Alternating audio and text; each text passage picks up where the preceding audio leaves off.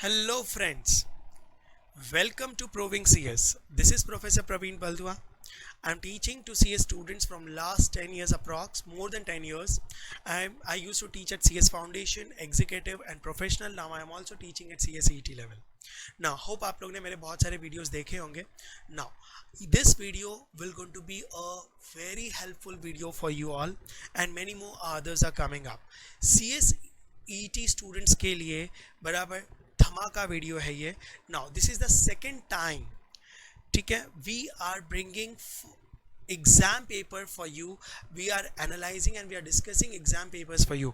Yes friends, आज हम CSET का इकोनॉमिक्स का पेपर जो अभी एक दिन पहले नवंबर 20 का एग्जाम हुआ था वो पेपर मैं आपके लिए लेकर आया हूँ. तो जिनकी एग्जाम्स हो चुकी हैं they can check their answers, और जिनकी एग्जाम होनी बाकी है फॉर जनवरी बैच बराबर they can take the advantage of this test and they can analyse the trends. पूरा पेपर देखो, मैं आपको बहुत सारे ट्रेंड्स बताने वाला हूँ, क्या पढ़ना है, कितना पढ़ना है, कैसे पढ़ना है. इकोनॉमिक्स वैसे भी आपके लिए काफ़ी डिफिकल्ट सब्जेक्ट हो जाता है बराबर. नाउ तो शुरू करते हैं, बट बिफोर स्टार्टिंग आपके एक दो डाउट्स के कोई आंसर्स मैं दे देता हूँ. आपके दिमाग में आ रहा होगा जो लोग नवंबर में दे चुके हैं कि सर ऐसा कुछ क्वेश्चन शायद नहीं आए हमारे में. तो I tell you 4 papers were set by the institute, क्योंकि आपके एग्जाम बैचेस में हुई थी. तो हर बैच, जैसे 4 to 6 का बैच था, फिर मॉर्निंग बैच था, आफ्टरनून बैच था, हर बैच में अलग अलग पेपर था. हो सकता है कि किसी के ये क्वेश्चंस मैच ना हो, तो दैट डज नॉट मीन्स कि एग्जाम में पूछे गए क्वेश्चंस नहीं थे. These are the exam questions only, but might be one of the batch. Okay, now जितनी इंफॉर्मेशन हमको मिली हम आपके साथ में लेकर आ रहे हैं. आप ट्रेंड्स को देखो, एग्जाम पैटर्न्स को देखो और क्रैक कर लो जनवरी CSET स्टूडेंट्स के लिए, और अपने स्टूडेंट्स के साथ शेयर भी करो. नाउ ये फर्स्ट पेपर है, हम सारे पेपर्स का डिस्कशंस करने वाले हैं. So subscribe our channel also. Okay, let's start without wasting time. Now question number 1. Now total, अच्छा ये जो नवंबर 20 का एग्जाम था जो पेपर हमको मिला है, ठीक है. नाउ इसमें इकोनॉमिक्स के 23 क्वेश्चंस पूछे गए हैं. In every paper there are 35 questions, तो 23 questions of economics and then the balance was of business environment. वो भी लेक्चर्स जल्दी से हम अपलोड कर लेंगे. ओके, नाउ क्वेश्चन नंबर 1 शुरू करते हैं. Change in savings per unit, change in income is defined as. अब देखो पहला ही question. Now change in saving per unit, change in income बराबर. इनकम और सेविंग का रिलेशनशिप देख रहे हैं गाइस. एक थ्योरी है, अगर आपने पढ़ी होगी तो, marginal propensity to save and consume, MPS&C बराबर. ये एक थ्योरी है. नाउ इसमें इनकम सेविंग और कंजम्पशन का रिलेशनशिप पूछा गया है.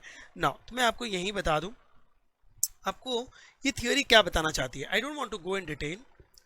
इनकम जब होती है, जब कोई अर्न करता है तो उसे दो चीज़ें करता है. एक तो कंजम्पशन करता है, मतलब खर्चे करता है, स्पेंड, और दूसरा सेविंग.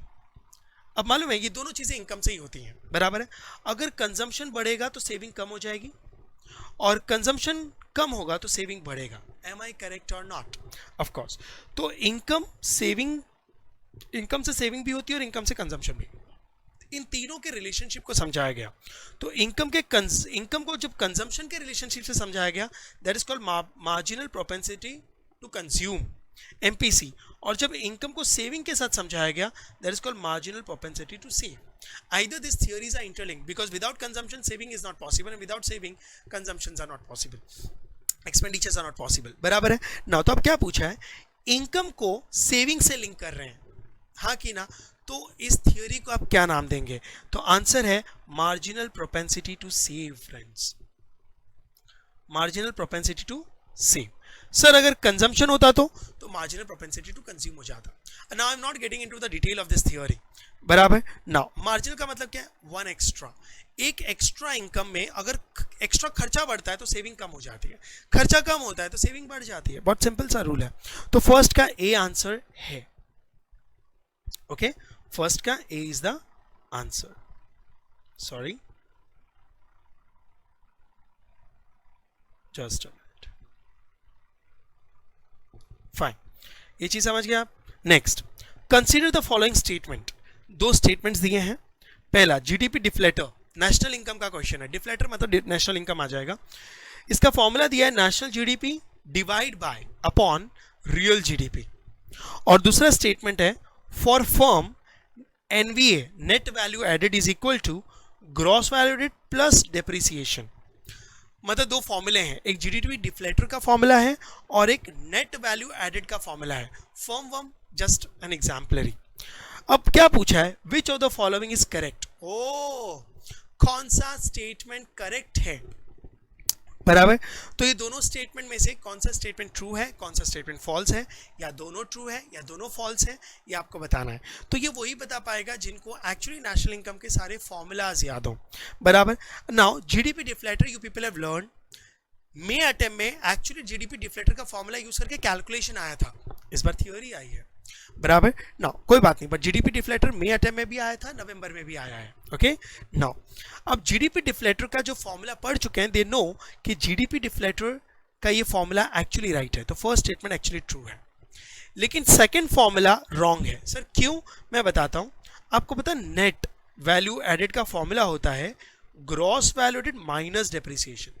कभी भी ग्रॉस में से डेप्रिसिएशन माइनस होता है तो नेट निकलता है, बट इन्होंने gross value added plus depreciation कर दिया है, तो दिस स्टेटमेंट इज रॉन्ग। तो सेकंड स्टेटमेंट इज फॉल्स। तो आपका आंसर होना चाहिए first statement is true and second statement is false. तो कहां है भाई, तो देखो first statement is true and second statement is false. Are you getting my point. Now आपको ये चीज समझ में आई। चलो आगे बढ़ते हैं क्वेश्चन नंबर 3 पे। नाउ क्वेश्चन नंबर 3 देखते हैं जरा। Consider the following statement, again true और फॉल्स पूछा है, दो स्टेटमेंट्स है, पढ़ते हैं। In an oligopoly, oh my god, as a student जब मैं पढ़ता हूं ऑलिगोपोली तो मेरे दिमाग में आता है it is a chapter number 1, क्योंकि चैप्टर नंबर 1 में demand supply, elasticity of demand, elasticity of supply market का भी दे दिया इंट्रोडक्शन, है ना। यस, तो in an oligopoly there is a single seller. क्या बोलते हो, ये तो बहुत डायरेक्ट क्वेश्चन है गुड फ्रेंड्स, ये आना ही चाहिए। ऑलिगोपोली में फ्यू सेलर्स होते हैं, सिंगल सेलर कभी नहीं होता। सिंगल सेलर मतलब मोनोपोली होता है, मतलब दिस स्टेटमेंट इज फॉल्स। कितना डायरेक्ट था, wow, such a cute questions, है ना। इकोनॉमिक्स का पेपर स्टूडेंट्स को काफी डिफिकल्ट जाता है, not because paper is difficult, because they are not able to understand the language of economics, बराबर। आगे के देखो, नाउ सीधी सीधी चीजें तो ये लोग पूछते ही नहीं। Now this special case of oligopoly where there are exactly two sellers is termed as duopoly. Which of the following is correct? ठीक है, अब देखो स्टेटमेंट 2 क्या है कि अगर ऑलिगोपोली में दो सेलर्स होते हैं तो उसे डुओपोली कहा जाता है। क्या स्टेटमेंट ट्रू है, तो देखो मैं आपको पहले ऑलिगोपोली का मतलब समझा दूं। आपने ऑलिगोपोली पढ़ी है, ऑलिगोपोली में इकोनॉमिस्ट कहते हैं कि अगर minimum 2 sellers to maximum 8 to 10 sellers होते हैं तो उसे ऑलिगोपोली कहा जाता है। सिंगल हो गया, 2 से कम हो गया तो मोनोपोली हो जाती है। सिंगल सेलर, एक से ज्यादा तो ऑलिगोपोली शुरू, मैक्सिमम 8 सेलर्स तक होते हैं। लेकिन अगर एग्जैक्टली 2 सेलर्स हैं तो उसे डुओपोली कहा जाता है। जैसे मोनो मीन्स 1, डुओ मीन्स 2, तो duopoly is a part of oligopoly, क्योंकि 2 सेलर है मतलब भी फ्यू हो गए ना। तो दिस स्टेटमेंट इज ट्रू, तो आंसर होना चाहिए first statement is false and second is true. देखो जरा ऐसा कोई ऑप्शन है क्या, ए कहता है first is true, no sorry ना, तो ए आंसर नहीं है। बी कहता है both 1 and 2 are false, no. C कहता है both 1 and 2 are true, no. D कहता है first is false and second is true, yes. क्या बोलते हो, है ना। अच्छा पेपर बहुत डायरेक्ट है, फॉर्मूलाज हैं वगैरह हैं। हाँ, आपको क्वेश्चन नंबर 1 शायद थोड़ा सा हो सकता है because this theory might be not given in ICSI module, बराबर। ये जनरल क्वेश्चंस आ चुके हैं, बट शायद आपने 12th स्टैंडर्ड में ये पढ़ा होगा, marginal propensity to consume, fine. But आपको ये चीज़ समझ में आई। अब चलते हैं आगे। टोटल 23 क्वेश्चन है, ध्यान से सुनना। थोड़ा थोड़ा मैंने काफ़ी रिक्वायर्ड एक्सप्लेनेशंस किए हैं, फिर भी this video has been stretch to more than 1 hour, okay now. अच्छा, second thing, before I proceed further, आप डिस्क्रिप्शन से ये पेपर, वहाँ पर एक लिंक है यूट्यूब के चैनल में, डिस्क्रिप्शन में there is a link, you can click on it and you can download this paper and take the advantage of it. First thing. Second thing, before I proceed further, now हम लोग ये papers के साथ solutions और बहुत सारे useful videos और pictures, theory के छोटे छोटे पिक्चर्स हम इंस्टाग्राम पे भी डालते हैं, तो you can follow our Instagram channel proving CS. Advertisement कर रहा है ना प्रवीण, हाँ ओके नाउ चलो आगे चलते हैं. Now before I proceed to the fourth, एक बहुत ही इंपॉर्टेंट अनाउंसमेंट है friends. Guys you people know November 20 की एग्जाम्स कंप्लीट हो चुकी हैं और जिनको प्रॉब्लम थी उसका नेक्स्ट डे भी एग्जाम्स हुआ था. होप आप सब लोग के एग्जाम्स अच्छे गए. नाउ अब आप सीएस एग्जीक्यूटिव में जाने वाले हो, विच is the actual CS starts from executive friends. Now हमने एग्जीक्यूटिव का वेबिनार रखा है, ठीक है, वेरी यूजफुल वेबिनार, जिसमें हम आपको बताएंगे कि एग्जीक्यूटिव में कैसे पढ़ना चाहिए. बराबर, हम आपको कैसे पढ़ाएंगे, आप हमें ज्वाइन क्यों करें, एंड लाइव वेबिनार है. You can ask your so many doubts, your parents are also welcome. Now तो we have kept this webinar on 28th November, that is Saturday, बराबर एट 5 PM फ्रेंड्स. ठीक है, और webinar को join करने के लिए जूम पे आपको जूम आईडी भी हमने दे दी है, zoom ID and password. Please, ठीक है, आप ये वेबिनार अटेंड करें.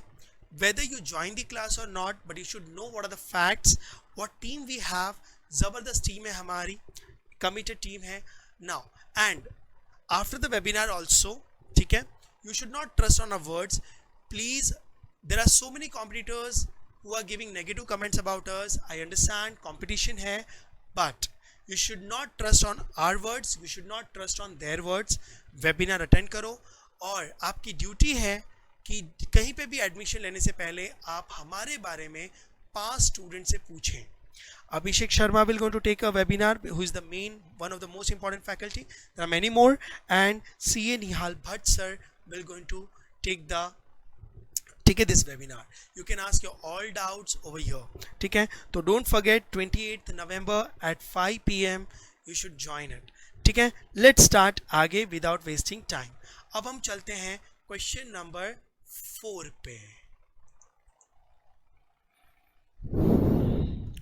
ओके, तो नाउ फोर्थ क्वेश्चन.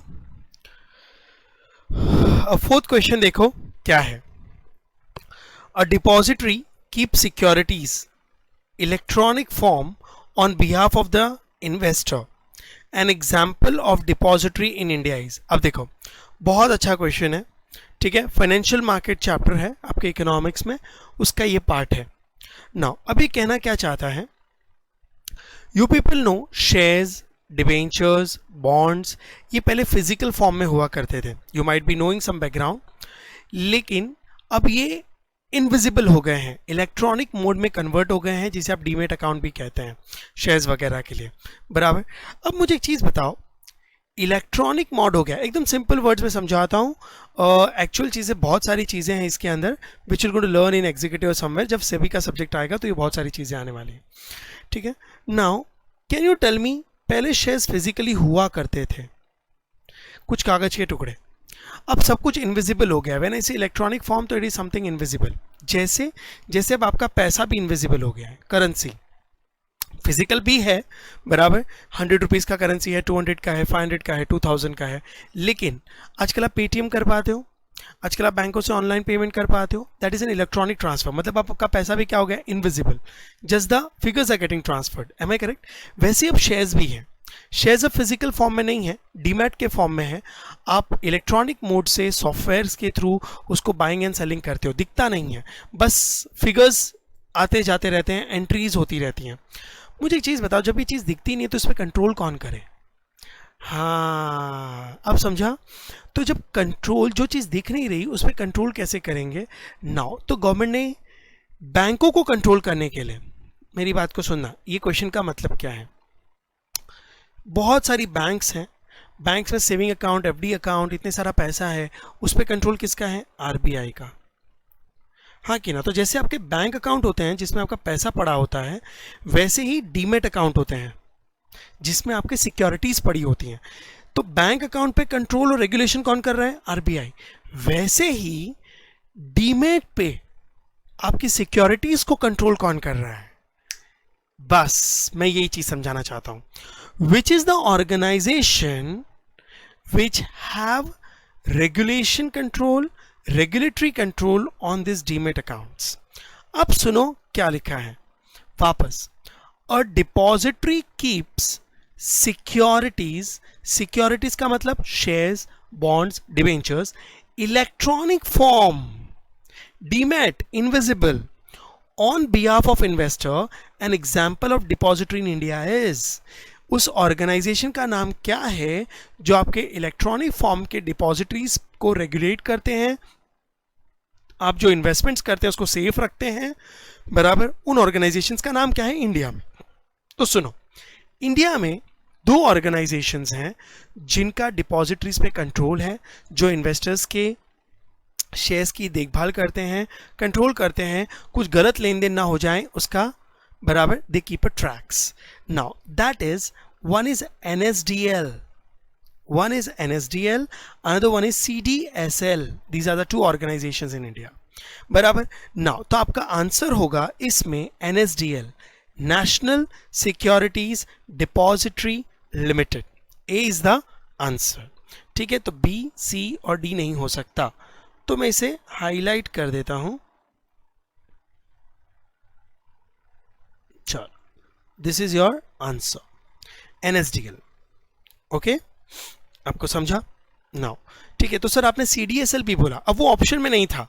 अगर NSDL CDSL दोनों होता तो एक और ऑप्शन होता A एंड B या B एंड C, जो भी है, ठीक है। तो सर CDSL का फुल फॉर्म क्या है? What is the full form? तो लिख लो आप, सेंट्रल डिपॉजिटरी सिक्योरिटीज लिमिटेड, ठीक है, सिंपल। अब देखो क्वेश्चन नंबर 5। क्वेश्चन नंबर 5 थोड़ा कैलकुलेशन है, मैं इन सब चीज़ों को रब कर दूं, हाँ ट्राई करूंगा, यहीं कैलकुलेशन कर दूंगा, ठीक है ना।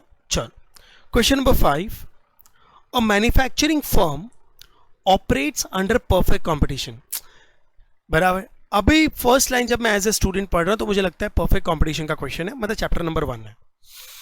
At a market price of ₹100 the firm supply 200 units of output, बराबर है। तो सुनो,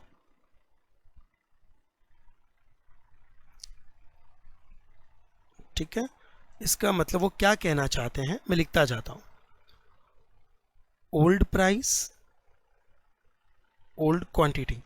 वो कह रहे हैं कि जब मार्केट में 100 रुपीज थे तब 200 यूनिट्स का सप्लाई होता था, सप्लाई चैप्टर का concept.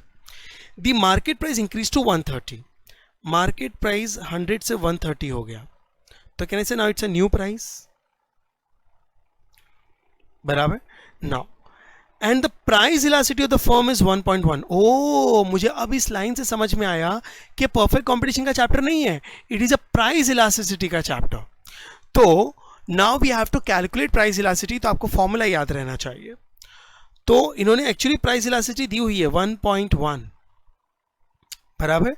Now what quantity will firm supply at a new price, मतलब जब प्राइस 100 था तो 200 क्वांटिटी की सप्लाई होती थी, तो जब प्राइस 130 हो गया तो कितने क्वांटिटी की सप्लाई होगी, मतलब आपको न्यू क्वांटिटी फाइंड करना है and price elasticity is given. अब देखो, आप लोग ने ना इलास्टिसिटी एग्जाम से पहले प्रैक्टिस की होगी, उसमें आपको 4 चीजें दी जाती थी, old quantity, new quantity, old price, new price, and you used to calculate elasticity.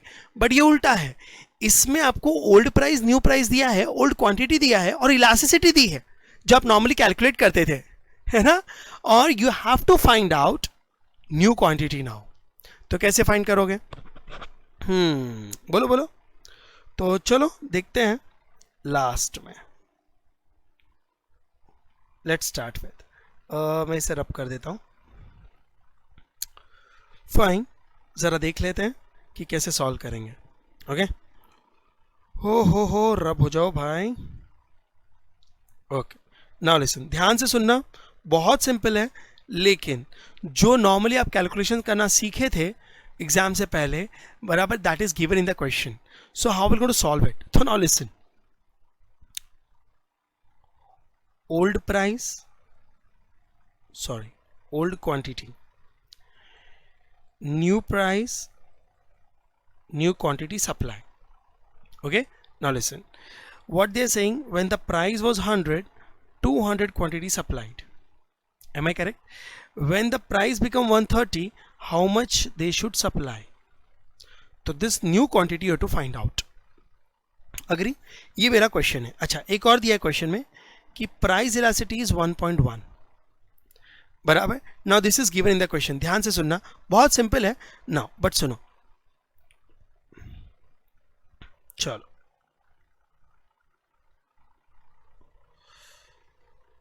Okay, now listen.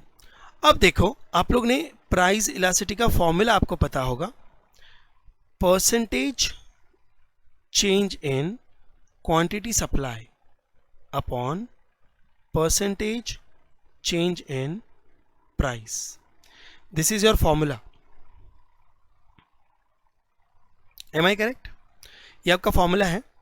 अब देखो, percentage change in quantity supply, supply में कितना परसेंट का चेंज है और प्राइस में कितने परसेंट का चेंज है, जब आप उसको डिवाइड करेंगे तो आपको प्राइस इलास्टिसिटी आएगा। अब मजे की बात, 1.1 price elasticity is already given, बराबर है। तो I want a change now, agree? तो अब चेंज कैसे करेंगे? तो देखो, मुझे बताओ प्राइस में कितने का चेंज है, चलो व्हाट इज द चेंज, बराबर 30 का चेंज है, एम आई करेक्ट? लेकिन I don't want price, I want percentage.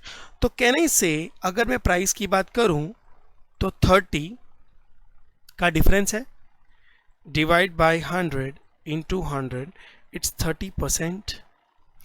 तो कहने से प्राइस में 30% का चेंज है, हाँ कि ना? अच्छा, अब है ना, आपको न्यूमरेटर देखो, जैसे मैंने प्राइस का चेंज निकाला, बराबर, वैसे अब आपको क्वांटिटी का भी चेंज निकालना है। But now can you find the change in the quantity? Not possible, why? Because new quantity is not given, agree करते हो? तो आई कैन नॉट फाइंड दिस, तो लेट दिस बी एक्स। ये जो परसेंटेज मुझे चाहिए ये मैं फाइंड नहीं कर सकता, तो let this be X percent, बराबर। मैं शॉर्टकट से जा रहा हूं, जरा सुनना, ओके? तो नाउ व्हाट टू डू? तो अब x परसेंट को निकालने के लिए आपको 30% इंटू 1.1 करना पड़ेगा, तो आपको मिलेगा 33%, मतलब this should be 33%, this I find out. इसका मतलब now I came to know कि अब ये जो क्वेश्चन मार्क था ये मैंने फाइंड किया 33%, अग्री करते हो? Now I got this.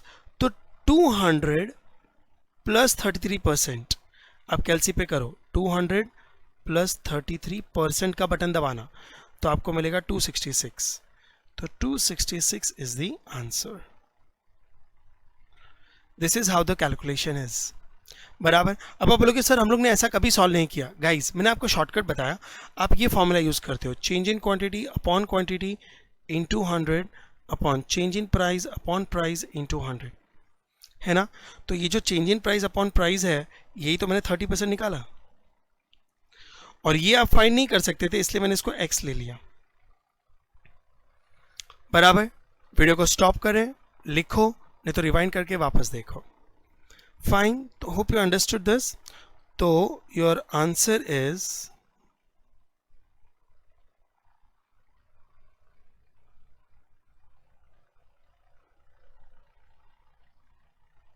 266, agree? Hope you understood. चलो आगे बढ़ते हैं, next question, question number 6। Calculation था, मैंने आपको समझा दिया। Now which of the following, question number 6 now, which of the following is not an objective of NITI Aayog? NITI Aayog आपने शायद बिजनेस एनवायरनमेंट में भी पढ़ा होगा, बराबर, इन 1 और 2 subjects you have seen. NITI Aayog economics का भी पार्ट है, आप इसको जहां चाहें ले सकते हैं, कोई प्रॉब्लम नहीं है। नीति आयोग का एक बैकग्राउंड मैं आपको बताऊं, आपने पढ़ा भी होगा, एक्सप्लेनेशन सुने होंगे। Earlier, before Niti Aayog, there was a 5-year planning commission department. It has been replaced by Niti Aayog with a modern rules, बराबर। Now, ठीक है, तो नीति आयोग के ऑब्जेक्टिव्स क्या हैं? Which of the following is not an objective? कौन सा ऑब्जेक्टिव नहीं है? ठीक है, तो NITI Aayog is a planning, is contributing for the development, it's a planning organization. पहले भी प्लानिंग कमीशन था जो 5 ईयर्स का प्लान करते थे, बट देन बीजेपी सरकार ने को लगा कि planning commission is now very outdated and very slow process is there, बराबर, उसका प्रैक्टिकल इंप्लीकेशन नहीं है। तो कुछ और वैलिड रीजंस की वजह से प्लानिंग कमीशन डिपार्टमेंट को हटाया गया, जो नेहरू जी ने एस्टैब्लिश किया था, और नीति आयोग एक नया कंसेप्ट लेकर आए। दैट्स ओके, सिमिलर है, नाम नए हैं ना। तो अब वो कह रहे हैं नीति आयोग के कौन सा ऑब्जेक्टिव नहीं है, तो नीचे जो ऑप्शन है in that 4 options 3 options are the objective and 1 is not an objective. तो the answer which is not an objective बराबर you have to tick mark it. तो A to prepare 5 year plan document, अब देखो actually ए ही answer है बराबर। Sir ऐसे क्यों? Now guys, क्योंकि जो 5 ईयर प्लान है ये पहले प्लानिंग कमीशन डिपार्टमेंट किया करता था, नीति आयोग नहीं करता है बराबर। तो ए इज योर आंसर, ठीक है। B C and D are the objective, hence it is not an answer. Okay, बाकी सब आप लोग ने पढ़ रखे हैं, वेरी डायरेक्ट इट इज, तो you can understand it. Question number 7, in 1955 the government of India set up the following with the intent to promote, aid and faster the growth of small business units in India यार बराबर। अब देखो ये क्या कहना चाहते हैं, now ये कहना चाहता है कि 1955 में स्मॉल स्केल इंडस्ट्रीज को डेवलप करने के लिए गवर्नमेंट ने कौन सा ऑर्गेनाइजेशन क्रिएट किया था इन 1955 बराबर। नाउ अभी ऑप्शंस देखते हैं क्या क्या क्रिएट किया था। Now very direct question but you should remember that organisations. तो देखते हैं, national facilitation centre for small industries, ऐसा कुछ नहीं है। National Small Industries corporation NSIC, popular है इसलिए लिख रहा हूं। Now small industries development board of India and national small business segment development corporation. बताइए 1955 में कौन सी ऑर्गेनाइजेशन बनी थी? वेरी डायरेक्ट क्वेश्चन, कोई लॉजिक नहीं, जिसको ईयर्स के साथ ये ऑर्गेनाइजेशंस पता है एस्टैब्लिशमेंट वो सॉल्व कर जाएगा। मैं बता दूं आंसर है B NSIC, National Small Industries Corporation 1955 में। बाद में तो बहुत सारी चीज़ें बनी, जैसे सिडबी बना वगैरह बना, वो सब 1990s वगैरह में बने, बट इन्होंने 1955 बोला है, दे आर वेरी स्पेसिफिक, तो B is the answer. Okay, now next चलते हैं 8th। The term entrepreneur was first introduce in economics, है ना। In economics which of the following is not a function of an entrepreneur. Now अब मेरी बात सुनो, you people have learned 4 factors of production, very common question, land, labor, capital and entrepreneur। वहीं पे तो entrepreneur को define किया गया था ना। you know this 4 factors was explained by Alfred Marshall in his theory, और उन्होंने economics में entrepreneurship का main functions बताया। बट हमको क्या चाहिए कि कौन सा एंटरप्रेन्योरशिप का फंक्शंस है? No, in this question they are asking out of the 4 option which is not an function of entrepreneur. So let's see. First function is introduction of innovation. Of course, as per the Alfred Marshall theory, entrepreneurs, the most important function is to do the innovations. So this is a function, hence it is not an answer because we want not a function. बराबर। Now, तो A is a function. Provision of capital, of course it is a function. You have to make arrangements of capital. Whenever business require capital, this is again one of the most important function. Without capital they cannot start the business only. Coordination of productive resources, yes it is a function बराबर। now तो which is not a function? Of course D, day to day conduct of business. Friends, businessman will going to be on a macro level. वो रोज छोटे छोटे काम नहीं करेगा, वो दूसरों से करवाएगा बराबर। तो day to day conduct of business is not his field, he should appoint people, he should manage the resources and that resources will going to work for him. Am I correct? हाँ कि ना? तो your answer is D. Okay, now hope you understood. Now very direct question it was. अब देखो क्वेश्चन नंबर 9। Recently prime minister has launched a new scheme in postal services. Actually अभी recent है नहीं, but एग्जाम में recently बोला था।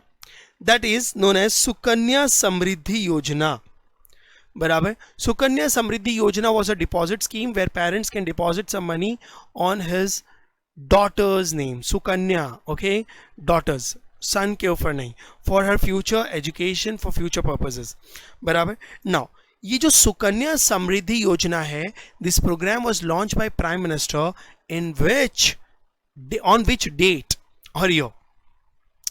नाउ अपडेट्स स्टूडेंट्स को बहुत मुश्किल से याद रहते हैं, बराबर. तो जिनको डेट्स याद नहीं रहती ना, उनके लिए one of the difficult question हो सकता है, but question was very direct, बराबर. बताओ कौन से ईयर में. तो ऑप्शंस है 22 जनवरी 2015, 15 अगस्त 2015, 26 जनवरी 2016 और 2 अगस्त 2016. तो गाइस आंसर है ए, 22 जनवरी 2015 को, बराबर. Now they have launched Sukanya Samriddhi Yojana. आपको एक चीज बताऊं फ्रेंड्स, इकोनॉमिक्स का अगर आप ट्रेंड देखोगे ना, मई का भी और नवंबर, ये एडवाइस जनवरी में जो CSET एग्जाम दे रहे हैं उनके लिए. You know when you go to read the module given by the institute ना, देयर आर 2 to 3 चैप्टर्स, जैसे फाइनेंशियल मार्केट है, टाइप्स ऑफ बैंक्स है, बैंकिंग सिस्टम्स है, बराबर. Then introduction to Indian economy है. Lot of things is given theoretically. मतलब कुछ student तो ऐसे सर पकड़ ले, हे भगवान इतना कैसा पढ़ने का.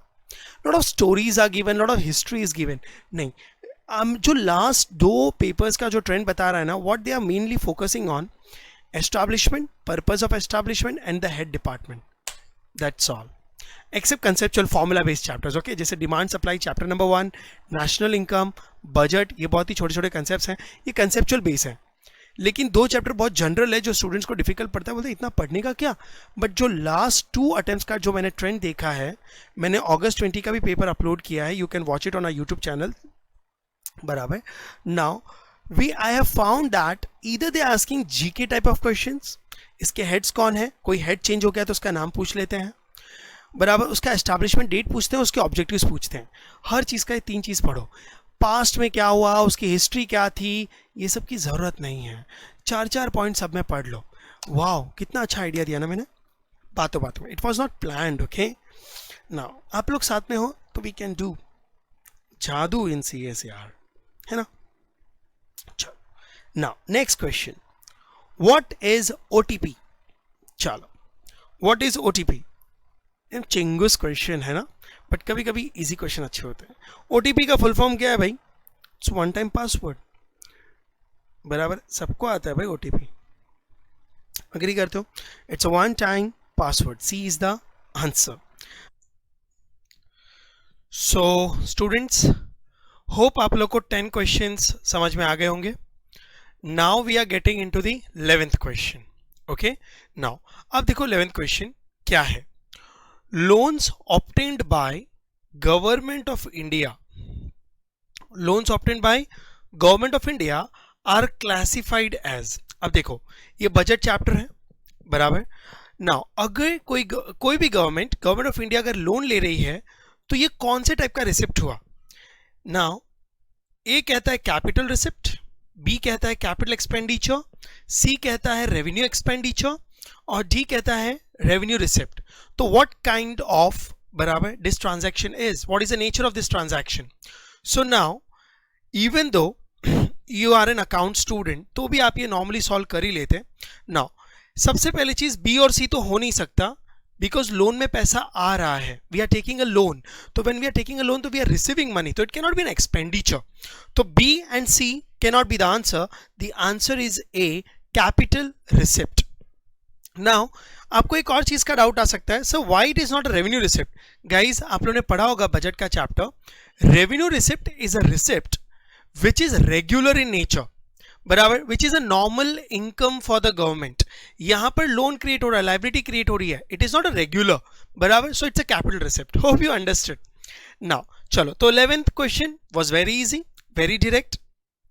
Now let's go to the question number 12. फटाफट सॉल्व करते हैं, ठीक है. नाउ इन क्वेश्चन नंबर 12 देखो, in the Indian union budget, again इसको पढ़ के मुझे ये समझ में आता है that again it is a budget question, बराबर है, question related to budget. All of the following are classified as non डेब्ट creating capital receipt except. No listen, इन्होंने क्या लिखा है बजट में, ऑल ऑफ द फॉलोइंग, नीचे दिए गए सारे items are classified as non-debt creating capital as receipts. Now what the question saying is, नीचे जो हम लोगों ने एग्जाम्पल्स दिए in the option, they all are non डेप्ट क्रिएटिंग रिसिप्ट्स। गवर्नमेंट को पैसा आ रहा है, वो सारे नॉन डेप्ट क्रिएटिंग कैपिटल रिसिप्ट्स है, मतलब वो कैपिटल रिसिप्ट है बट उससे डेप्ट क्रिएट नहीं हो रहा। बट एक्सेप्ट का मतलब this question want to ask you कि in the given options there are 4 examples which is actually a debt creating capital receipt। ऐसा कौन सा ऑप्शन है जिससे बजट में लोन क्रिएट हो रहा है, डेप्ट क्रिएट हो रहा है? Now you are going to से but they are saying non dept, but guys they were saying non dept but then they said accept. तो non is a negative word, accept is a negative, तो positive हो जाएगा, बराबर है। तो actually इस question में उनको चाहिए कि नीचे जो एग्जांपल्स हैं उसमें से ऐसा कौन सा एग्जांपल है जो गवर्नमेंट के लिए डेप्ट क्रिएट कर रहा है। नॉन डेप्ट क्रिएटिंग, एक्सेप्ट। तो नॉन डेप्ट क्रिएटिंग का एक्सेप्ट क्या होगा? डेप्ट क्रिएटिंग ना। ओके, तो now see to it, listen, हम सारे ऑप्शंस पढ़ते हैं। Receipt by the government of India from sale of shares of public sector banks, बराबर। गवर्नमेंट ने अपनी ही कंपनी के शेयर्स बेचे फ्रेंड्स, तो इसमें लोन थोड़ी क्रिएट हो रहा है, बराबर है। गवर्नमेंट ने अपनी कंपनी के शेयर्स बेचे तो ही सोल्ड हिज एसेट्स, बराबर। तो यहां पे डेप्ट क्रिएट नहीं हो रहा, तो this is not my answer, बराबर। मुझे डेप्ट क्रिएटिंग का एग्जांपल चाहिए जिसमें गवर्नमेंट की लायबिलिटी क्रिएट हो, ठीक है। उसमें गवर्नमेंट ने अपनी कंपनी के शेयर्स बेचे हैं, ठीक है ना, अपना एसेट बेच रहा है ना वो। B, recovery of loan previously disburse by the government. Recovery of loan, इस वर्ड पे फोकस करना। Disburse by government of India to foreign governments. अब सुनो, गवर्नमेंट ने पिछले कभी सालों में किसी फॉरेन गवर्नमेंट्स को लोन दिया था, कंट्रीज के बीच में लोन देना लेना चलता रहता है, बराबर है। अब पिछले कभी सालों में लोन दिया था, वो इस साल उन्होंने रिकवर किया है। तो मुझे एक चीज बताओ, मैंने लोन दिया था एंड आई रिकवर्ड, क्या मेरा लायबिलिटी क्रिएट हुआ क्या? नो, बराबर। तो ये भी मेरा लोन क्रिएट नहीं हुआ, मैंने लोन नहीं लिया है, मैंने लोन दिया था, उसकी रिकवरी है, तो इट इज नॉट क्रिएटिंग डेप्ट, बराबर। Hope you know this examples क्योंकि आपने चैप्टर पढ़ा हुआ है।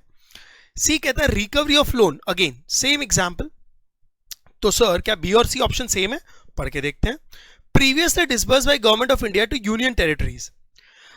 बी जो एग्जांपल है, पास्ट ईयर्स में लोन दिया था फॉरेन गवर्नमेंट्स को, तो वो रिकवर किया। सी एग्जांपल है, गवर्नमेंट ने पास्ट ईयर्स में लोन दिया था अपनी लोकल गवर्नमेंट्स को, यूनियन टेरिटरी, स्टेट गवर्नमेंट्स, वो रिकवर हुआ है, तो इससे भी लोन क्रिएट नहीं हो रहा, बराबर। तो ऑफ कोर्स जब ए, बी और सी आंसर नहीं है तो डी आंसर है, बट देखते हैं क्यों। डेप्ट raised by the government of India, देखो कितना डायरेक्ट क्वेश्चन है फ्रेंड्स, बराबर। इकोनॉमिक्स, मैंने पहले भी कहा था कि स्टूडेंट्स काफी डरते हैं कि इकोनॉमिक्स कैसा जाएगा। इकोनॉमिक्स इजी आया है इस बार भी पेपर। नाउ डेप्ट raise by government of India, government ने लोन लिया है तो कहने से इससे डेप्ट रेज हो रहा है, लोन क्रिएट हो रहा है, बराबर। तो D is the perfect answer. Okay, now 13, in a perfectly competitive market, in a perfectly competitive market of a bicycle. अब देखो, एज अ स्टूडेंट जब मैं फर्स्ट लाइन पढ़ रहा हूं तो मुझे ऐसा लग रहा है ये परफेक्ट कॉम्पिटिशन का क्वेश्चन है। Am I correct? मतलब चैप्टर नंबर 1, ठीक है, आगे पढ़ते हैं। If a bicycle manufacturer finds that demand for bicycle from shopkeeper is less, अब मेरी बात सुनो, डिमांड और सप्लाई की भी बातें हो रही हैं, तो कहने से इसमें एक पार्टी है जो मैन्युफैक्चरर है, जो साइकिल्स बनाता है, and the another party is shopkeeper. Am I correct? Another party is a shopkeeper. अब मेरी बात को जरा समझो, जो शॉपकीपर है, he is a customer for the manufacturer. Am I correct? Manufacturer cycles produce करता है और शॉपकीपर्स को बेचता है, तो मैन्युफैक्चर के लिए शॉपकीपर कौन हो गया? कस्टमर, और फिर शॉपकीपर्स अपने लोगों को बेचता है, एंड कंज्यूमर्स को। Am I correct? But here we have to check the relationship between manufacture and the shopkeeper. तो आपको इतना समझा कि manufacture is a seller and shopkeeper is a buyer. Agree? अब देखो, ये लोग सिंपल क्वेश्चन देते तो बहुत लोग कंफ्यूज नहीं होते, बट इन्होंने मैन्युफैक्चर शॉपकीपर दिया, सेलर और बायर बोलते तो बहुत लोग क्वेश्चन सॉल्व कर लेते, बराबर। तो logically manufacture is a seller, shopkeeper is a buyer. अब वो क्या कह रहा है कि मैन्युफैक्चरर ने ये देखा है कि मार्केट में साइकिल्स की डिमांड कम है। देखो ना, demand for a bicycles from shopkeeper is less, ठीक है, then the then the number of units that are being produced, there is an. So now understand. Question बोल रहा है कि manufacturer have produced more number of cycles and the demand is less. So can I say one thing is coming in your mind as well as in my mind as a student, that supply is more than demand. Supply is more than demand. तो now यहाँ पर perfect competition का question ही नहीं है. It is a question of equilibrium point where the demand and supply intersect. Am I correct? So it's equilibrium point ka question. And now you people have learned that theory. According to that, the price should decrease. And you people have learned this theory. Whenever the supply is greater than demand, the price is always falls. Am I correct? Now, what is the options about? Now, what they're saying, there is an. See, एक line में बोलूं, in a one line, what the question says is the demand is less than supply. So what will going to be the situation? So let's read the statement, and the statement which shows correct relation, we have to tick mark it. Am I correct? तो देखो, option number A, excess demand बराबर the first part, excess demand. See now, the first part of the statement बराबर excess demand and the price of the bicycle can be expected to decrease. See over here what they are saying is कि demand is excess and the prices are expected to decrease. So now understand, the first part of the statement is wrong. Demand is not excess, supply is excess. Am I correct? So supply is more na, so this cannot be my answer. A is not my answer. Prices are decreasing, that is a correct statement, but partly this statement is partly correct and partly wrong. So this cannot be my answer. Hope you got it. Now B, excess supply बराबर supply is excess. Of course it is a correct statement, and the price of the bicycle are expected to increase. Now listen students, here it's a typing error, it should be decrease. Okay, it's my typing mistake, so you can write over here decrease in the future. So now see to it, supply is more बराबर as well as prices are decreasing. So B is my answer.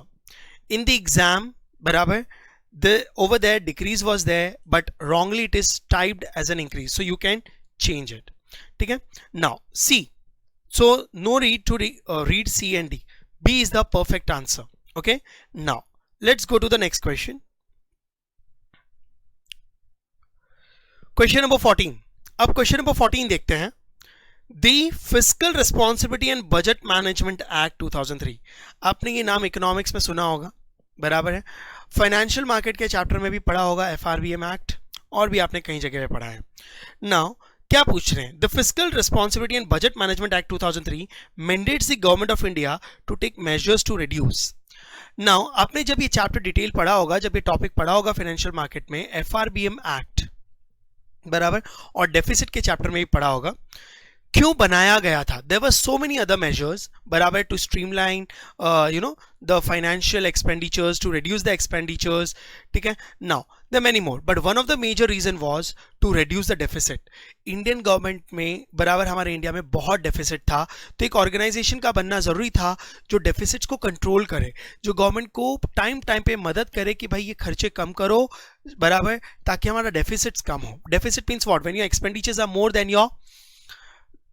your revenue receipts. Am I correct? Now so what was the major, तो FRBM act का main purpose क्या था? To reduce what? Current account deficit? No, current account deficit is one of the small part of the budget deficit. Am I correct? Trade deficit again is a small part, gross primary deficit और fiscal deficit. Guys D is the perfect answer, fiscal deficit. बहुत simple और direct question है.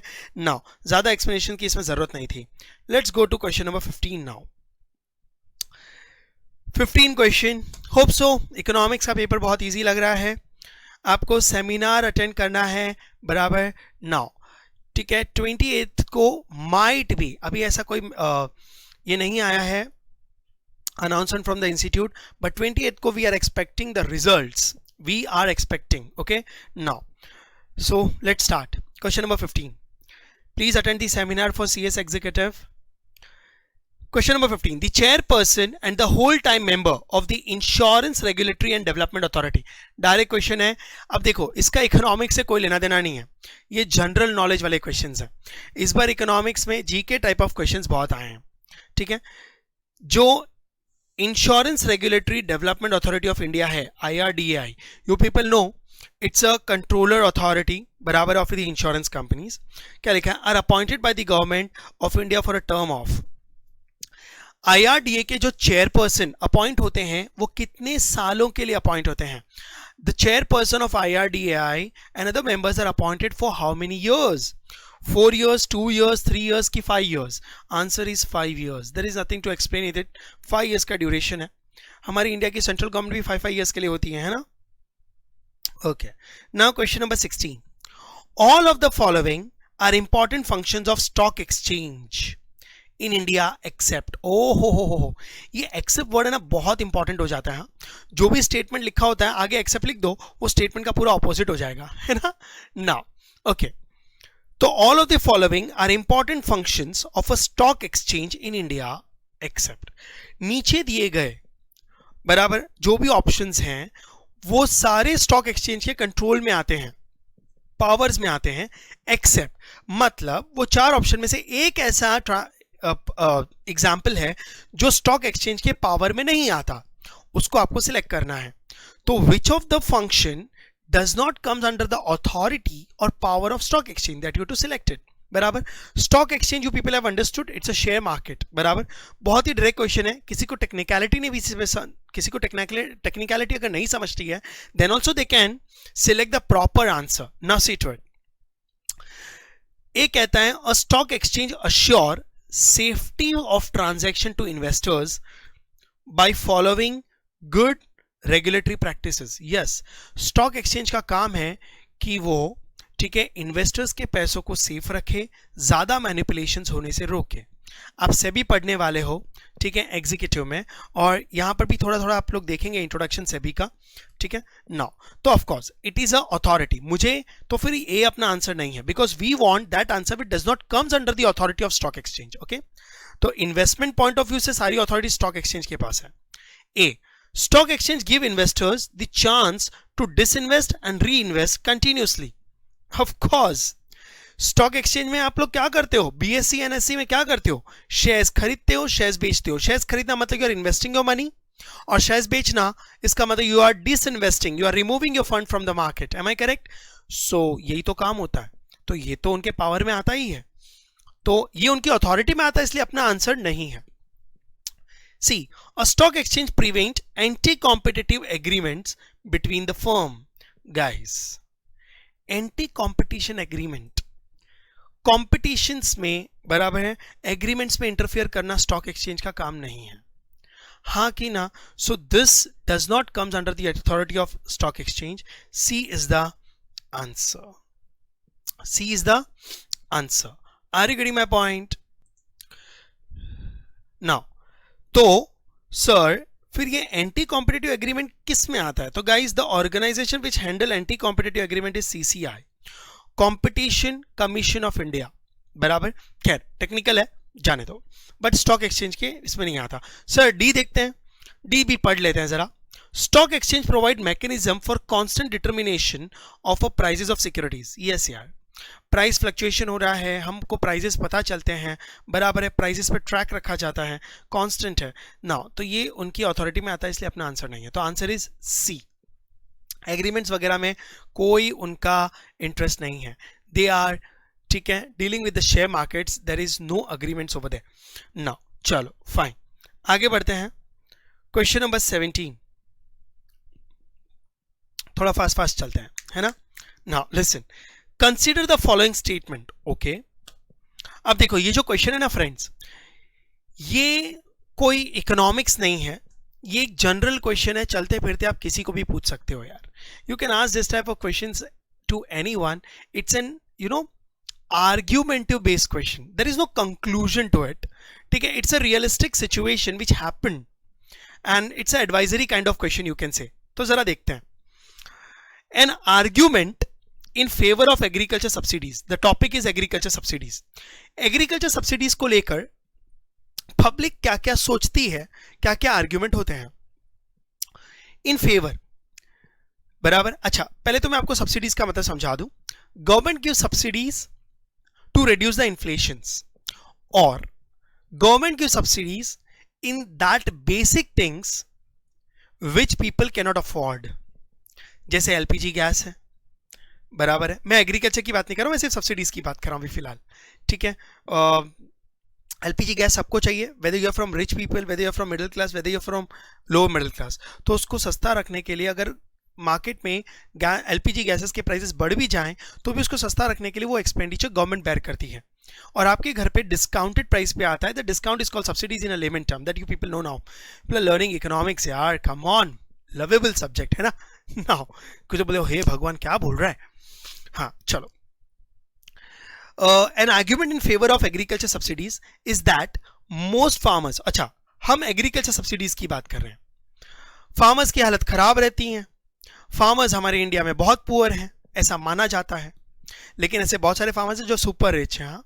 Now तो farmers को help करने के लिए, farmers की कॉस्ट को कम करने के लिए गवर्नमेंट कभी कभी बराबर रॉ मटेरियल के प्राइसेस को कम कर देती है, मतलब उनका खर्चा बेयर करती है और उनको सस्ते में रॉ मटेरियल प्रोवाइड करवाती है, सीड्स प्रोवाइड करवाती है, इलेक्ट्रिसिटी प्रोवाइड करवाती है। There are so many types of subsidies, मतलब at a low price so that poor farmers can afford it. अब इसमें क्या कहा है कि भाई सब्सिडीज देना अच्छा है कंट्री के लिए या बुरा है, what are the positive and negative impacts. तो यू नो व्हाट, इसलिए इसे मैं कहता हूं कि ये आर्ग्यूमेंटिव है, बिकॉज इसका पॉजिटिव नेगेटिव दोनों है, तो आपको पढ़ के देखना है। तो देखो पहले तो फर्स्ट जो स्टेटमेंट है वो पॉजिटिव है। An argument in favor of agriculture subsidies is that most farmers are very poor. बहुत सारे farmers हमारे कंट्री में गरीब है, and they will not be able to afford the required inputs without subsidies. Inputs का मतलब है raw material for farming activities, बराबर। Plant and machinery, tractor, seeds, electricity वो अफोर्ड नहीं कर पाते हैं, इसलिए एग्रीकल्चर सब्सिडीज देना जरूरी हो जाता है ताकि उन पुअर फार्मर्स को काम मिले, सस्ते सीड्स मिले, वो ग्रो करें और अच्छा खासा प्रॉफिट कमाएं और गरीबी से ऊपर आ जाए, they cross below poverty line. That is for the main purpose of subsidy. तो सब्सिडी अच्छी है, पुअर पब्लिक को हेल्प मिलनी चाहिए, है ना, टू रिड्यूस द इनइक्वालिटी।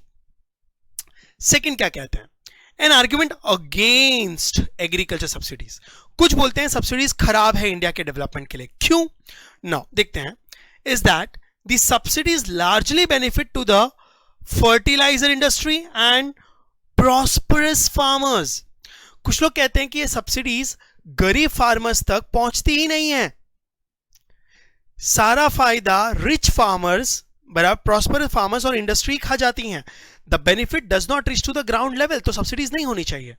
तो पॉजिटिव नेगेटिव दोनों हैं, लेकिन सवाल ये कि हमसे क्या पूछ रहे हैं, तो उन्होंने हमको जज बनाया है, स्टूडेंट्स आर द जज।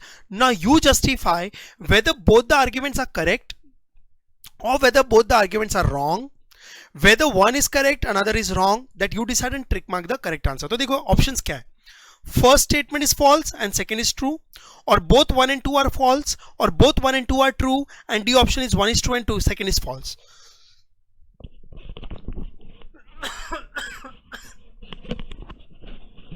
so sorry, हाँ जी बोलो।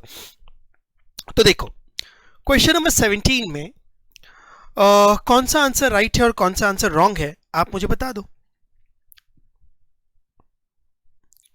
पहला आर्ग्यूमेंट कहता है सब्सिडीज होनी चाहिए, subsidy should be there, it helps poor farmer to lift up, बराबर। Now they should get a cheap subsidized, you know, discounted at a low price all the inputs so that they can do an agriculture activities।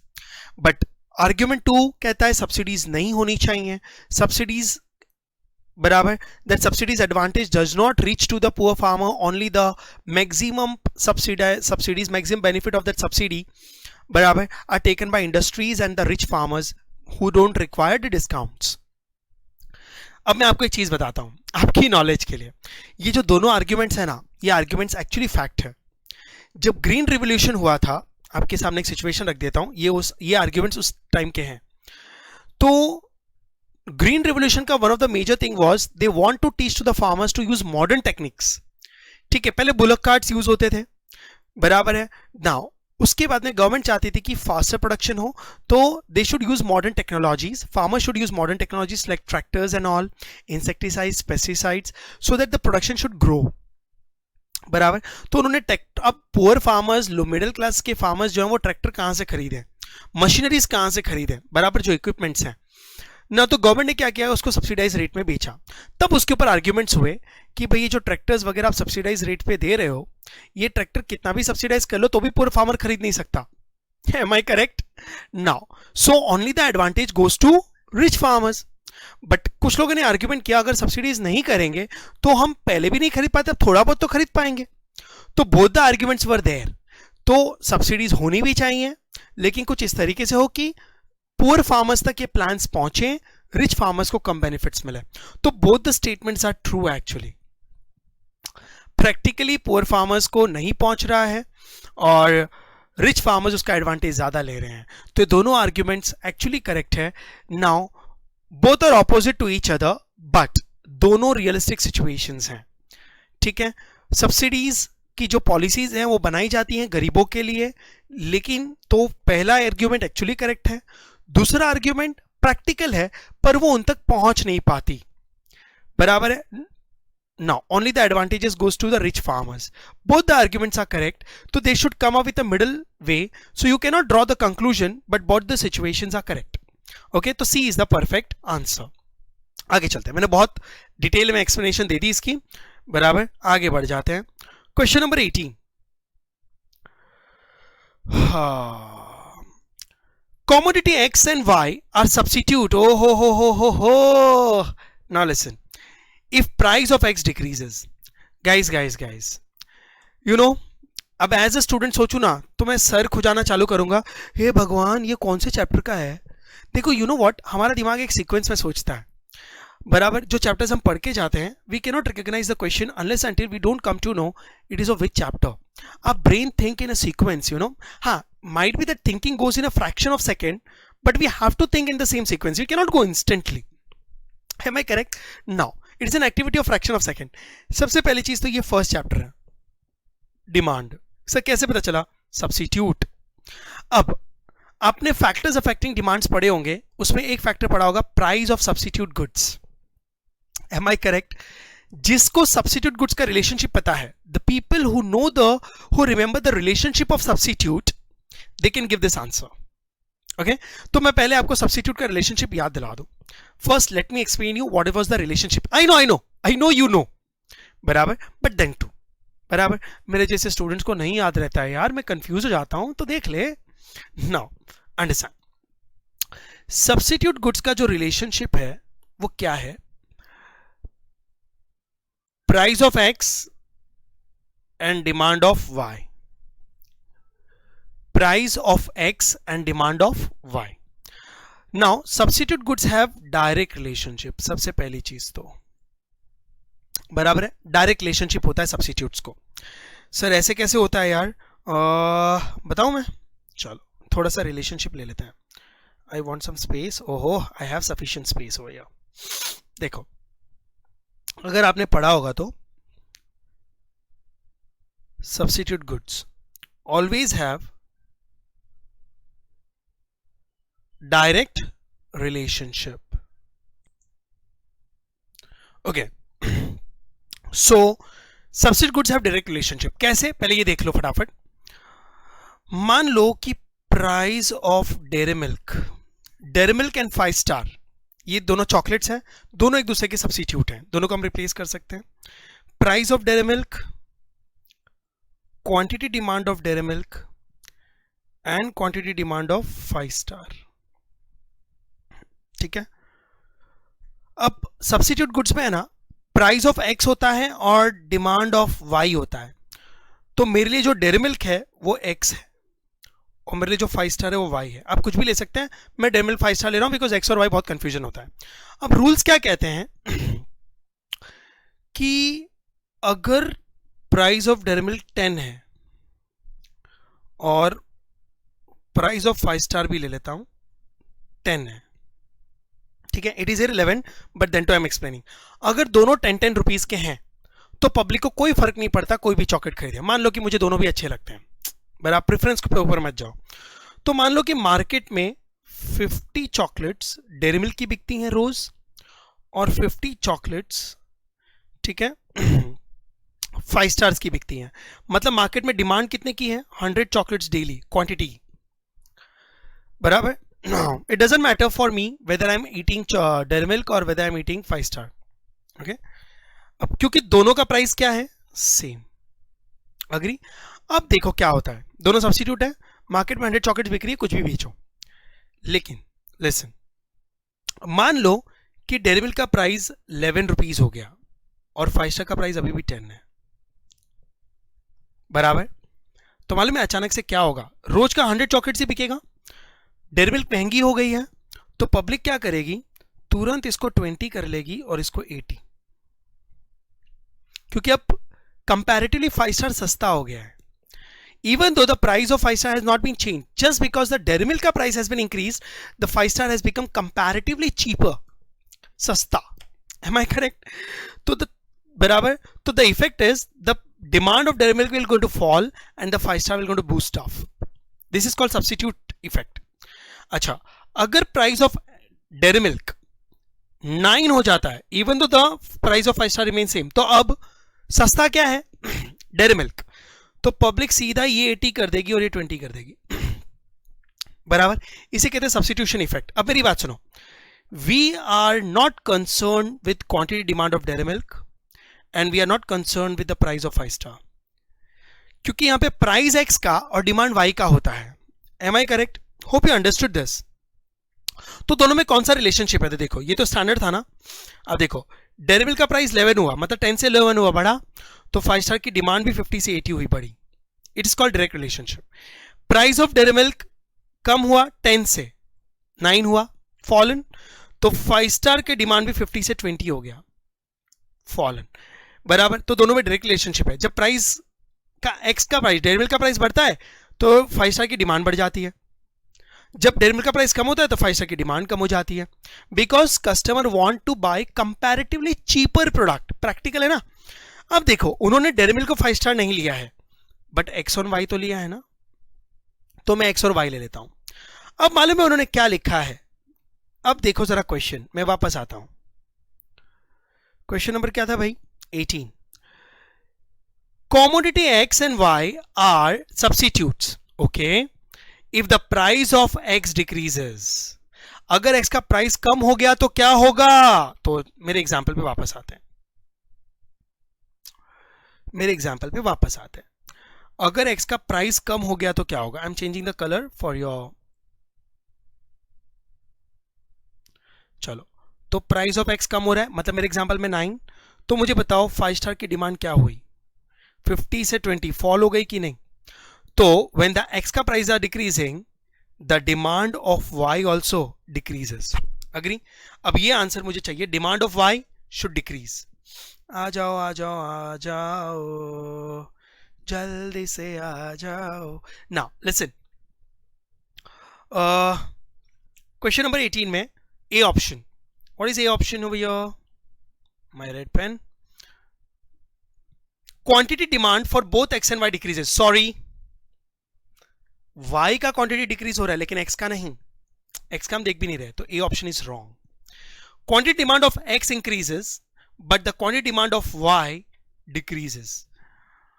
ये right है, B is the answer. Sir कैसे? वापस चलते नीचे, tension ना ले, भूल गया होगा ना। सी टू इट, एक्स का प्राइस फॉल हो रहा है, तो डेयरी मिल्क 50 से 80 हो गया था मेरे एग्जांपल में, तो ये बढ़ गया, और वाई का डिमांड कम हो गया, तो डिमांड फॉर एक्स इंक्रीज्ड 80, मैंने रब कर दिया, एंड वाई का डिमांड फॉल, अग्री? अरे समझा ऑल ऑफ यू। अब आप कहेंगे लेकिन सर आपने तो कहा था कि डेयरी मिल्क का डिमांड नहीं देखेंगे। अब उन्होंने पूछा है तो देखना पड़ेगा। फैक्टर्स में हम प्राइस एक्स का लेते हैं और डिमांड वाई की लेते हैं, तो इसलिए तो मैंने आपको प्रैक्टिकली समझाया ना। तो B is the perfect answer, बराबर। नहीं समझा? वीडियो को वापस रिवाइंड करो, वापस देख लो। नाउ सी तो रॉन्ग ही है, कोई मतलब ही नहीं है, डिमांड वाई की तो इंक्रीज हो भी नहीं रही। हाँ चलो, तो बी आंसर है 18 का। 19, विच of the following is not under regulatory supervision of the insurance regulatory and development authority of IRDAI। Now you people have heard about this organization IRDA, नाम से ही समझता है, जिसको नहीं भी पढ़ा होगा ना वो भी आंसर दे सकते हैं। देखो मैंने कहा ना कॉमन सेंस वाले क्वेश्चंस हैं, बहुत direct, no technical things, nothing. Economics में स्टूडेंट्स डेटा पढ़ रहे हैं, बराबर अंदर की हिस्ट्री पढ़ रहे हैं जो मॉड्यूल्स में दिए, but they are not asking that from last 2 attempts. हाँ बराबर, हमने मई 20 का भी पेपर अपलोड किया है, बराबर, और हम नवंबर 20 भी अपलोड कर रहे हैं। Agree? You can check it out. Very direct questions are coming up. Insurance regulatory, नाम से समझ में आता है, इंश्योरेंस कंपनी को रेगुलेट करने के लिए हैं, इंश्योरेंस कंपनीज को बराबर कंट्रोल करने के लिए हैं ताकि वो प्रॉपर्ली फंक्शंस करें, बराबर। तो उनके पावर में क्या नहीं आता देख लेते हैं। अब प्राइवेट सेक्टर, सॉरी वापस पढ़ते हैं, विच of the following is not under, कौन सा पावर में नहीं आता। तो एक कहता है private sector insurance companies, private sector हो या पब्लिक सेक्टर हो, इंश्योरेंस कंपनी सारी IRD के कंट्रोल में आती हैं, तो ये कंट्रोल में आती हैं, इसलिए हमारा ए आंसर नहीं है, बराबर। प्राइवेट इंश्योरेंस कंपनीज और public insurance companies both are coming under the control of IRDAI, am I correct? So A is coming under the control of IRDAI, that's why it is not our answer. We want that option which does not comes under the control. Okay. B, mutual fund companies, बराबर। Now see, insurance company. अब देखो B में I have no confidence, as a student समझ लो कि यार मुझे नहीं समझ रहा, छड़ना। See, insurance companies, insurance company तो आती हैं, बराबर, तो this is not my answer. Insurance company बोलते द नेम इज इनफ। या public sector insurance companies, it is also coming under the control, B. Now, mutual fund is not an insurance business. Mutual fund are investing in the debts, debentures, stocks, share markets, money markets. Okay. So mutual fund companies does not comes under the control of IRDAI. They are coming under the control of SEBI. Okay. चलो ये हो गया 19th. Now next question 20. ओहो 20. चलो 20 solve कर लेते हैं. Okay. Between 1950 and 1990, 1950 to 1990, okay, जब हम पैदा भी नहीं हुए थे, आप छोड़ो मैं भी नहीं हुआ था, नहीं 1990 में थे. The government of India adopt the policy of fixing the maximum size of agricultural land, okay, which could individual with the intent of reducing concentration of land ownership in a few hands. This government policy is known as, oh my god, you know, हमारे India में बहुत सारे reforms हुए 1991 में. इससे उन्होंने कहा 1950 to 1990 because 1947 में हम आज़ाद हुए. जब आज़ाद हुए तब बैंड बजी पड़ी थी. Then the actual development in the country started from 1950-51 when the 5-year plans was started. बराबर, ये थोड़ी बहुत पढ़ी होगी आपने ये स्टोरी इकोनॉमिक्स में. सो वहाँ से हमने एक्चुअली डेवलपमेंट चालू किया. 47 से 50 तो हम अपनी इंटरनल प्रॉब्लम्स को सॉल्व कर रहे थे. फिर वो बराबर इंडिया का डिवीजन एंड ऑल सब कुछ हुआ, कॉन्स्टिट्यूशंस बने, बहुत कुछ हुआ. छड्डो सब चीज़ों को. अब प्रॉब्लम क्या थी 1950 से 1990 तक. There was zamindari system, ryotwari system, mahalwari system, ये बहुत सारे सिस्टम चलते थे where the farmers were getting exploited. बराबर, आपने पुरानी मूवीज में देखा होगा the zamindars and all gives a loans to the farmers who are illiterate, not educated. They charge very high interest, बराबर है. फिर they you know snatch the lands when they are not able to repay it, high interest and all. ये सारी situations आपने movies में देखी होंगी. Okay, नहीं देखी, जाने दे. नाउ वापस आ जाओ. तो है ना, बहुत सारे फार्मर्स को एक्सप्लॉइट किया जा रहा था क्योंकि बैंक्स लोन्स देती ही नहीं थी फार्मर्स को, क्योंकि बहुत सारा बैड डेट्स होता था. बराबर. नाउ तो व्हाट हैपेंड, गवर्नमेंट ने एक रिफॉर्म लाया, land reforms. The name is land reforms. The heading, under that very small policies they launch. One of the policy rules was this: fixing the maximum size of the agricultural land.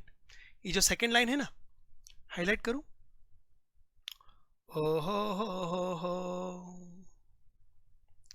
Fixing the maximum size of agriculture land.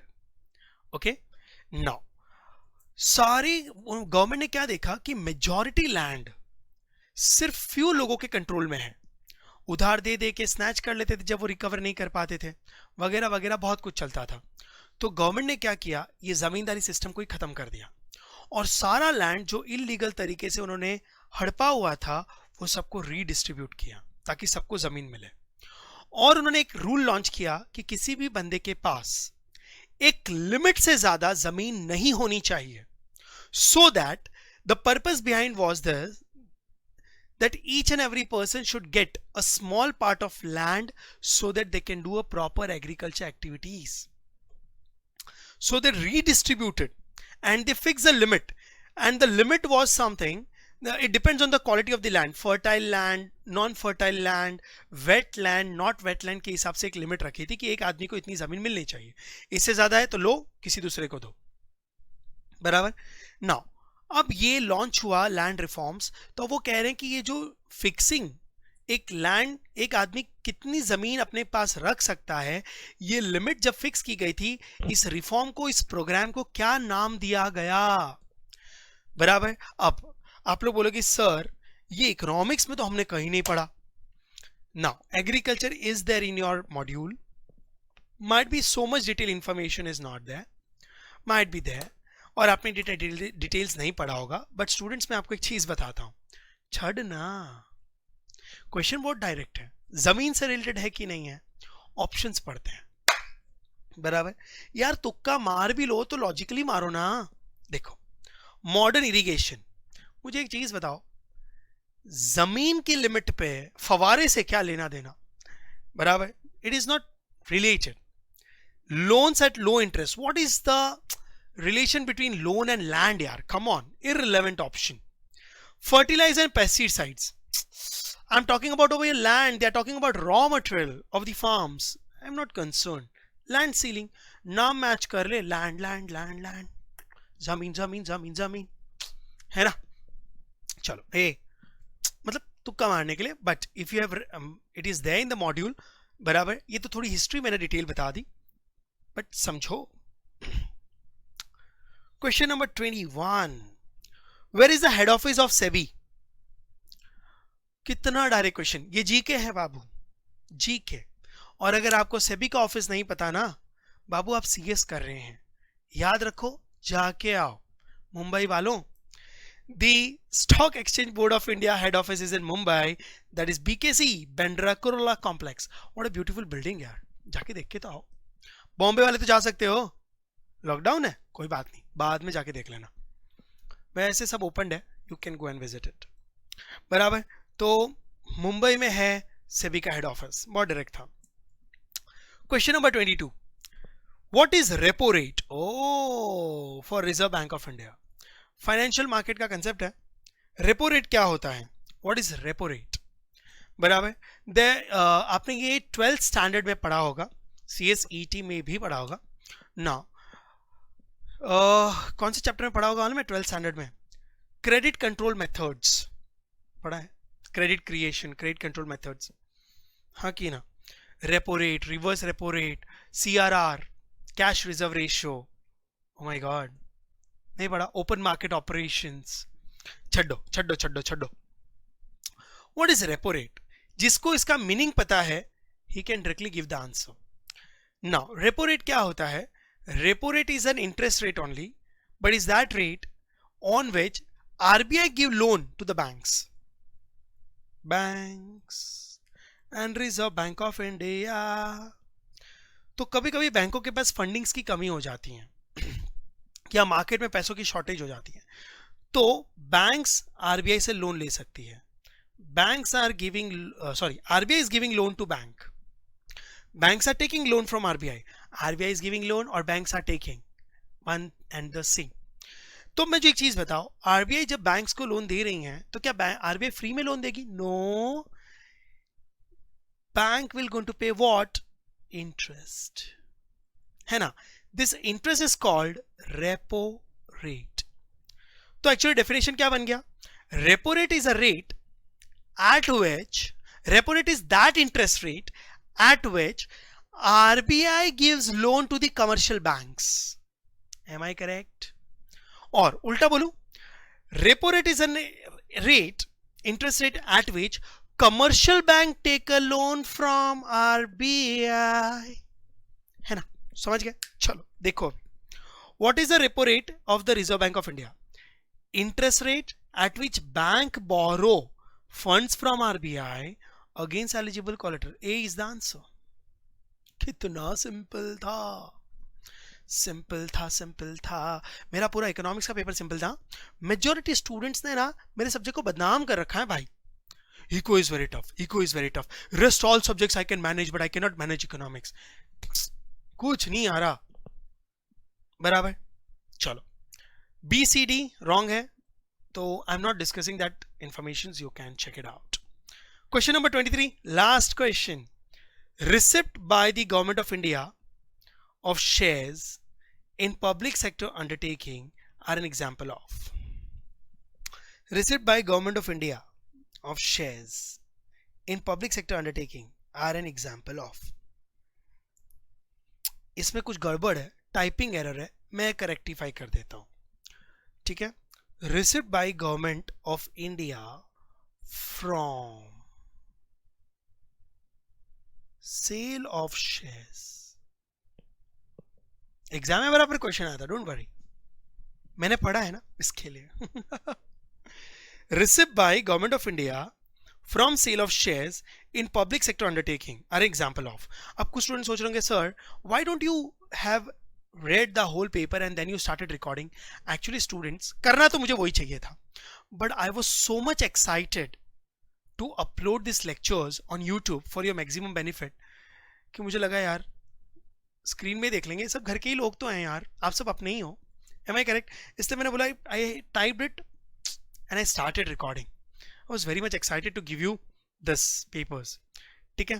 तो आप अपने answers को, जो exam दे चुके हैं नवंबर 20, वो answer को tick mark कर लो, चेक कर लो, और जो क्वेश्चंस देने वाले हैं एग्जाम, बराबर, आप वो क्वेश्चन पेपर्स को डिस्क्रिप्शन से डाउनलोड कर सकते हैं. यूट्यूब में डिस्क्रिप्शन होता है, वहां पे लिंक है, you can download this paper, उसमें रेक्टिफाइड मिलेगा, डोंट वरी आपको.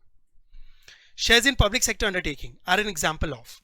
अब देखो, गवर्नमेंट ने अपनी पब्लिक सेक्टर यूनिट्स के शेयर्स बेच दिए, तो जब गवर्नमेंट ने शेयर्स बेचे तो पैसा मिला होगा, तो पैसा मिला तो it is a receipt. But now receipt are of two types, capital receipt की revenue receipt. So now understand, expenditure is a wrong option, तो मैं एक्सपेंडिचर पे जाऊंगा ही नहीं, तो can I say it is a capital receipt. So why it is a capital receipt? Logic is very simple, बराबर. Shares रोज नहीं बेचे जाते, बराबर. ऑल ऑफ यू तो got this answer. All my questions are over,